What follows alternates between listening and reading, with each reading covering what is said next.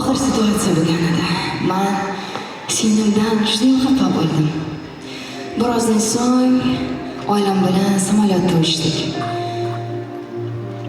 Parvoz paytida birdan kislorod maska pastga tushdi.